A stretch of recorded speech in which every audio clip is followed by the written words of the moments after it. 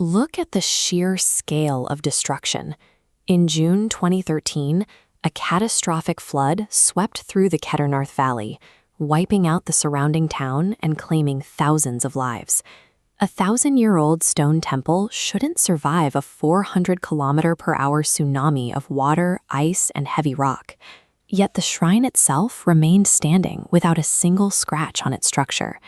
The physical reason for its survival sits right behind the structure.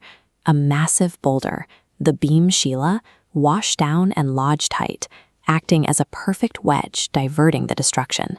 The timing and placement of this rock suggests more than a geological coincidence. It looks like the activation of an ancient, deliberate defense system. 10 years later, in May 2023, a joint team from DRDO and ISRO arrived in Kedarnath to conduct a deep-level energy study inside those exact walls. When they carried Geiger counters into the inner sanctum, the readings spiked. Normal background radiation is about 0.1 microsieverts an hour. Next to the main stone idol, the shivling, it hits 7.8. That is 78 times the expected level. The true anomaly happened at midnight. The radiation spiked even higher, and thin rays of blue-gold light began radiating from the stone. The light was visible to the naked human eye, but when the team took photographs, the digital sensors captured only darkness. Fearing public panic, authorities suppressed the report. But a junior scientist named Dr. Ananya Sharma quietly collected a sample of the holy water and smuggled it back to a lab in Delhi for independent testing. Modern science has hit a wall here. We can detect massive energy output in the room, but we lack the framework to understand a power source that operates beyond standard digital perception. The lab results on that water sample were staggering. It contained tritium, a rare isotope of hydrogen used as a primary fuel source in nuclear fusion. She also found traces of monoatomic gold, a room-temperature superconductor, and ormus elements, which are minerals heavily linked by researchers to cellular and DNA repair. This diagram compares a nuclear reactor core with the shivling. The Jal Abhishek water ritual provides hydrogen. Hitting mercury in the base, it triggers cold fusion, producing tritium energy. Temple leaves absorb excess radiation, while chanting Om at 432 Hz aligns water molecules, stabilizing the reactor. These ancient rituals, preserved through faith, function as the operational manual for a highly advanced technical system. Ananya rushed back to Kedarnath and confronted the 85-year-old head priest, Rawalji, demanding the truth about the reactor. In response, he pulled out a 400-year-old diary consisting of heavily inscribed copper plates, passed down exclusively through his bloodline. The text held a specific prophecy. It stated the Pandava brothers intentionally constructed this energy center to awaken and protect humanity during Kali Yuga, the era we live in today. Our ancestors understood human nature perfectly.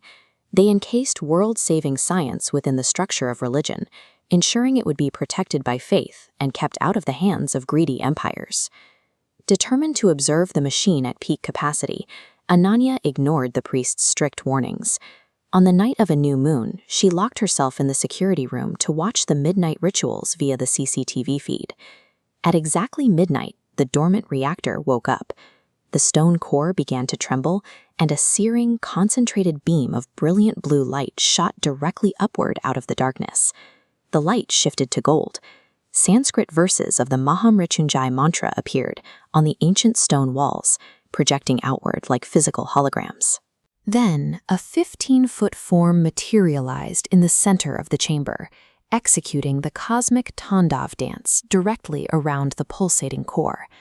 Even through the digital monitors, the radiation levels overwhelmed the room. Ananya's nose began to bleed instantly, and she collapsed onto the floor. Approaching this technology with a sense of entitlement or pure scientific curiosity can have devastating effects on the human body. By the next morning, Ananya's DNA had undergone a physical shift.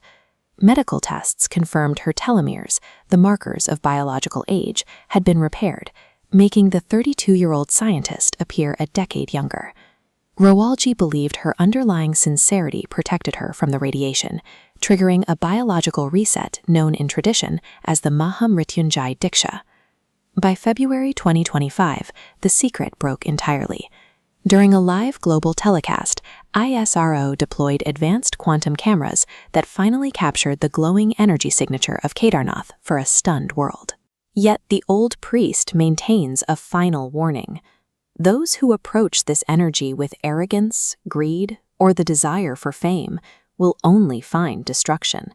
Financial power is useless here. Look at this eternal, quiet powerhouse standing against the snow.